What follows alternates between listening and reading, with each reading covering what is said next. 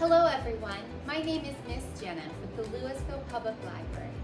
I am so excited to be doing story times with you online every Friday at 10:30. Each week we will be reading awesome books together, and we'll also be doing a craft. You can pick up your craft on that Friday right inside the main library doors. It will be in a brown paper bag. Also, while you're at the library, don't forget to pick up a literacy building calendar. It's filled with awesome ideas to keep you busy. Let's get started. Happy Friday, Storytime friends. I hope you've all had a wonderful week. We are going to be learning about the second letter of the alphabet today. But before we start, let's review the letter we learned about last week. Does anyone remember? The letter A. And what sound does A make? A, A, A. We talked about how A is for apples. Great job. Does anyone know what the second letter of the alphabet is? B. And what sound does B make? B, B, B. And B is for my favorite insect, the bumblebee.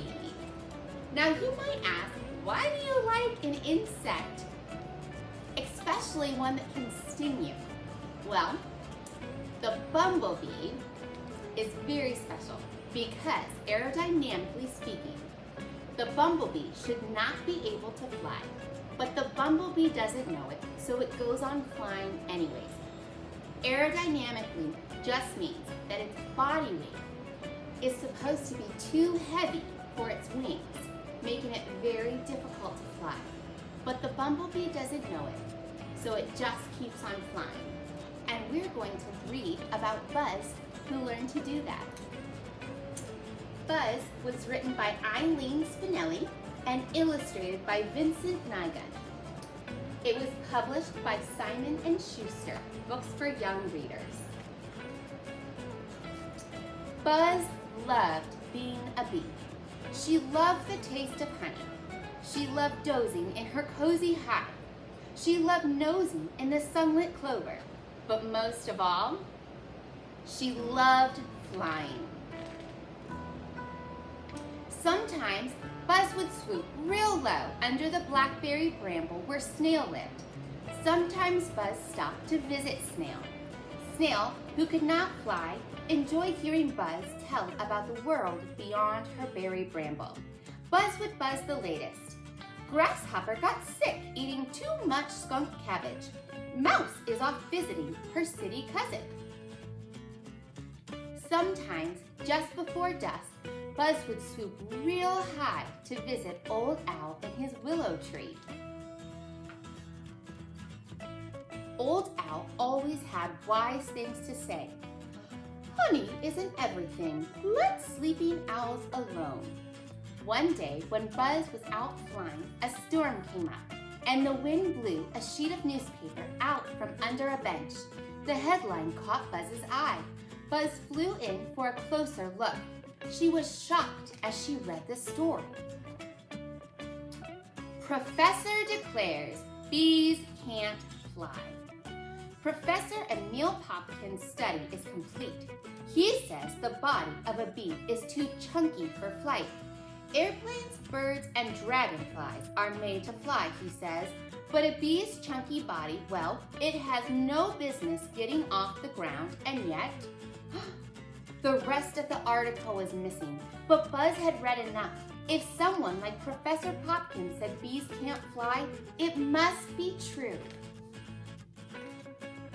Buzz bobbled and wobbled and fell plop to the ground. Befuddled, she huddled under the brambles. Snail tried to cheer Buzz. It's not so bad not being able to fly, she said. Buzz sniffled. It is for me. Snail offered Buzz a berry blossom. Buzz was not hungry. Berry juice? Buzz was not thirsty.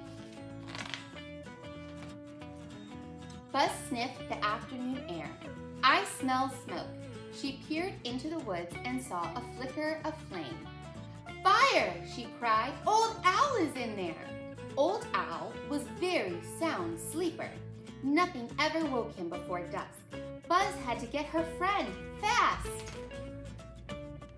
Buzz raced around a fallen pine cone, scrambled over a twig. She stumbled, she tumbled, she tripped, and she flipped. Old Owl needed her, and all she could do was run. How would she ever get up the tree? Buzz wished she had never read the professor's words. The words thumped like her beating heart as she raced over the forest floor. Bees can't fly, bees can't fly, bees can't fly. I must warn Owl, I must warn Owl, I must warn Owl. The more she thought of Old Owl, the less she thought of the professor's words, until suddenly the milkweeds were below her and the firelight was warm on the buzzing blur of her wings. She was flying. She darted into Old Owl's nest. Smoke billowed and made her drowsy. She settled woozily by her friend and buzzed as loud as she could. She held that note until she toppled into Old Owl's ear. Old Owl awoke with a start. "Fire!" he cried and swooped from the nest. He perched in the hollow of a nearby maple tree and waited. Luckily, it soon began to rain. Later, when it stopped, Old Owl shook his damp feathers, then he sneezed. Out from his ear popped Buzz. "Buzz," said Old Owl, "what are you doing in my ear?" "I think I saved you," said Buzz, "and I can fly." "Of course you can fly," said Old Owl. "You're a bee. Bees fly." "Yes," said Buzz, "you're right. I'm a bee. I can fly." That is one of my favorite books. And always remember, if there's something you want to do, don't let anyone tell you you can't do it. Come with me, we're going to make an awesome bumblebee craft. Okay friends, in your grab bag at the library, for your bumblebee craft, you are going to have a paper plate. You will have 2 googly eyes. You will have 4 long rectangles. These are going to be our bumblebee stripes. You're going to have a little triangle. That's a stinger. You'll have 2 silver heart wings and 2 pipe cleaner antennas. From home, you'll need a yellow marker or crayon, some glue, and possibly some tape. So the first thing that you're going to do is take your paper plate and you're going to color the whole paper plate yellow. Now I already did that, so you won't have to sit and watch me color the entire plate.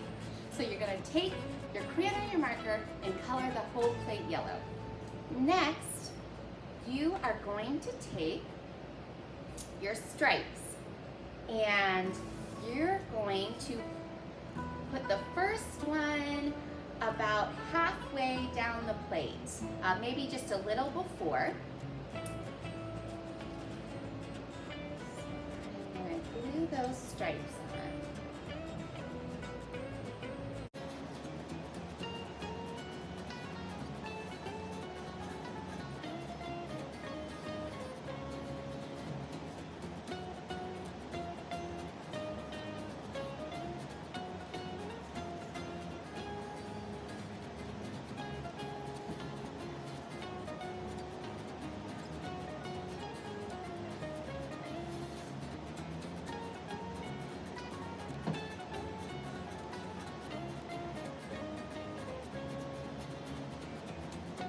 Okay, so after you glue your stripes on, your bumblebee should look like this so far.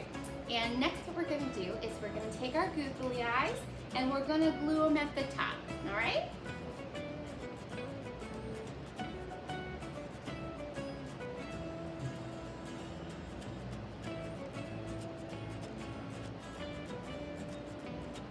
Okay, so that's what it looks like now. Next, we are going to take our silver hearts and we're going to glue one on each side about where our first black stripe is, okay? So I'm going to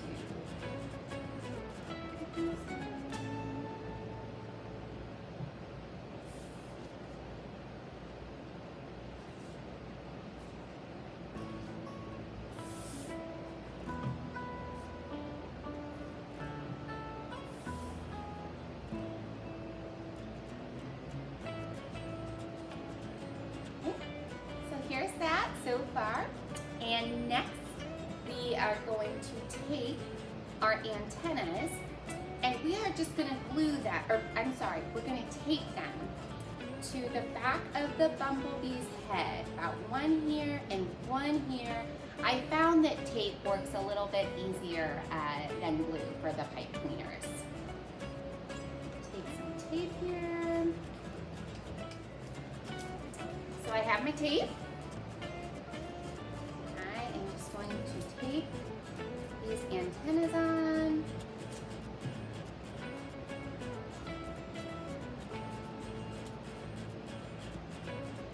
And we have one last step for our cute bumblebee. We are going to take the little stinger and we're going to glue it on the bottom. Don't worry though, this stinger can't sting you.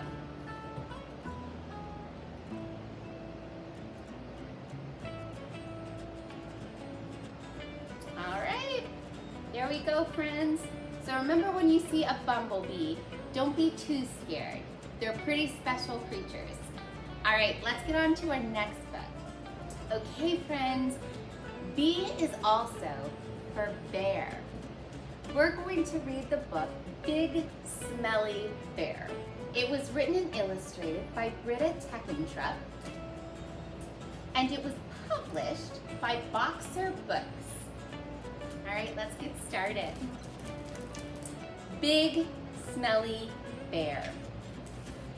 Big Smelly Bear never washed. Big Smelly Bear never brushed. Big Smelly Bear never took a bath. Big Smelly Bear was followed by a big smelly stink wherever he went. Flies buzzed all around him, but they were the only ones that ever came close. Ew.